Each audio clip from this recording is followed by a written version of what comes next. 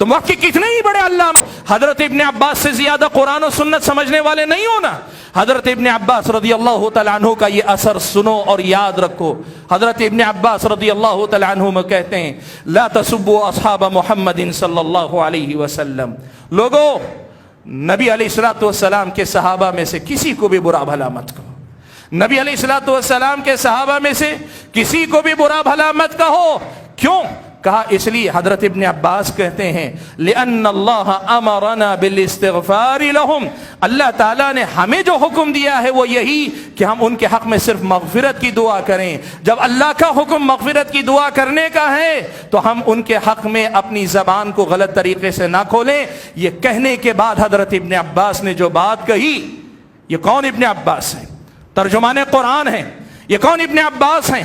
جو اللہ کے نبی صلی اللہ علیہ وسلم کی زبانی قرآن کی سمجھ کی دعا پائے ہوئے ہیں کہ اللہ تعالیٰ نے ان کو قرآن کی سمجھ عطا کی ہوئی۔ یہ ابن عباس کہتے ہیں لوگو، اللہ نے جب صحابہ کے حق میں صرف استغفار کرنے کا حکم دیا ہے، اللہ تعالیٰ جانتا تھا کہ یہ صحابہ آگے جا کر لڑیں گے بھی۔ اللہ تعالیٰ جانتا تھا کہ ان صحابہ میں سے بعض کے درمیان آپس میں لڑائیاں ہوں گی، اس کے باوجود بھی جب اللہ تعالیٰ نے صرف استغفار مانگنے کے لیے کہا ہے تو پھر تمہیں بھی یہ سمجھ لینا چاہیے کہ ان لڑائیوں کو بنیاد بنا کر ان میں سے کسی کو برا بھلا کہنے کی تمہیں کوئی چھوٹ نہیں ہے۔ یہ حضرت صحابہ کا ایمان ہے، یہ حضرت ابن عباس کا ایمان و عقیدہ ہے جس کی دعوت ہم آج پوری دنیا کو دینا چاہتے ہیں۔ ابن عباس کہتے ہیں اللہ نے جب استغفار مانگنے کرنے کا حکم دیا سب کے لیے ایک جیسی دعا، تو اللہ تعالیٰ جانتا تھا کہ یہ آپس میں چل کر لڑیں گے۔ اسی طرح ضحاک ابن مزاحم کا بھی یہ قول ایسا ہی ملتا ہے، وہ بھی یہی کہتے ہیں کہ اللہ تبارک و تعالیٰ نے صحابہ کے بارے میں ہمیں اپنی زبانوں کو روکنے کا حکم دیا، حالانکہ اللہ تعالیٰ کو معلوم تھا پہلے ہی سے کہ ان کے درمیان کچھ مسائل میں اختلاف ہوگا۔ اس کا مطلب کیا ہوا بھائیو؟ اس کا مطلب یہ ہوا کہ جب حضرت ابن عباس نے یہ منہج، یہ عقیدہ، یہ ایمان ہمیں دے دیا ہے تو ہمیں آج ان کی جنگوں میں اپنے آپ کو فیصل بنا کر داخل کرنے کی جرات اور غلطی نہیں کرنی چاہیے۔ صحابہ کے درمیان فیصلہ کرنے والا بن کر اپنے آپ کو داخل نہیں کرنا چاہیے۔ تاریخ کی لمبی لمبی کتابوں کا نام لے کر اپنے آپ کی قابلیت دکھلانی نہیں چاہیے۔ یہ احادیث رسول میں سے بعض احادیث کا تذکرہ کر کے لوگوں میں انتشار کی فضا نہیں پیدا کرنی چاہیے۔ یہ صحابہ ہیں جنہوں نے قرآن سمجھا، یہ صحابہ ہیں جنہوں نے احادیث سمجھی، اور وہ بتلا رہے ہیں کہ اللہ کو معلوم تھا پہلے ہی سے۔ پھر بھی اللہ نے ایمان والوں کا طریقہ یہی بتلایا ہے کہ ایمان والے ان کے حق میں صرف دعا ہی دعا کریں۔ سبحان اللہ۔ ماں عائشہ صدیقہ رضی اللہ تعالی عنہا کہتی ہیں یہ عجیب معاملہ ہے، اللہ تعالیٰ نے صحابہ کے حق میں استغفار اور دعا کرنے کا حکم دیا، یہ ظالم صحابہ کے حق میں گستاخیاں کرتے ہوئے پھرتے ہیں۔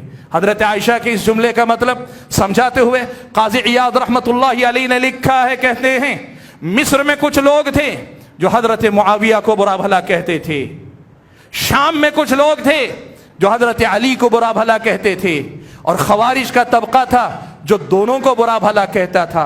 حضرت عائشہ رضی اللہ تعالیٰ عنہا نے انہی تین طبقات کو نشانے پہ رکھ کر یہ کہا ہے اللہ نے حکم دیا تھا کہ صحابہ کے حق میں دعا کرو، استغفار کرو، اچھے کلمات کہو، اور یہ ظالم ہیں کہ ان کے حق میں بدزبانی ہی بدزبانی کرتے چلے جا رہے ہیں۔ سبحان اللہ۔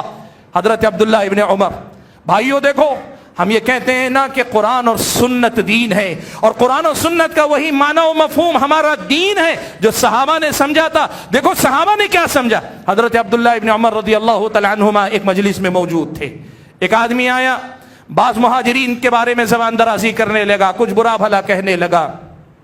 حضرت عبداللہ ابن عمر رضی اللہ تعالی عنہما نے اسے بلایا، بلا کر یہی سورہ حشر کی 3 آیتیں جو خطبے کے آغاز میں نے ذکر کی، پہلی آیت جو مہاجرین سے متعلق ہے پڑھی، پڑھ کر اس سے پوچھا بتاؤ تم ان میں سے ہو؟ حضرت عبداللہ ابن عمر نے پوچھا ان میں سے ہو؟ اس آدمی نے کہا نہیں میں تو نہیں ہوں مہاجرین میں سے۔ دوسری آیت پڑھی انصار سے متعلق، پوچھا چلو ٹھیک ہے ان میں سے نہیں تو کیا انصار میں سے اس آیت میں جن کا تذکرہ ان میں سے ہو؟ کہا نہیں میں انصاری بھی نہیں ہوں۔ حضرت عبداللہ ابن عمر نے پھر تیسری آیت پڑھی، وہی آیت جو آیت آج میں آپ کے سامنے رکھ رہا ہوں۔ پڑھنے کے بعد اچھا یہ بتاؤ تم ان میں سے ہو؟ تو اس آدمی نے کہا کہ ہاں امید کرتا ہوں کہ میں ان میں سے ہوں گا۔ حضرت عبداللہ ابن عمر نے کہا غلط، تو ان میں سے نہیں ہو سکتا، اس لیے کہ تیری زبان صحابہ کے لیے پاک نہیں ہے، ان میں سے ہونے کے لیے ضروری ہے کہ تیرا دل صاف ہو اور تیری زبان کھلے تو صرف استغفار کے لیے کھلے۔ جب تیری زبان صرف استغفار کے لیے نہ کھل کر اعتراضات کے لیے کھلتی ہے تو تو ان میں سے بھی نہیں ہے۔ اور اس کا مطلب یہ ہوا بھائیو، ایمان والوں کے ان تینوں طبقات میں سے نہیں تو پھر تمہارا ٹھکانہ کہاں ہے، خود طے کر لو۔ سبحان اللہ۔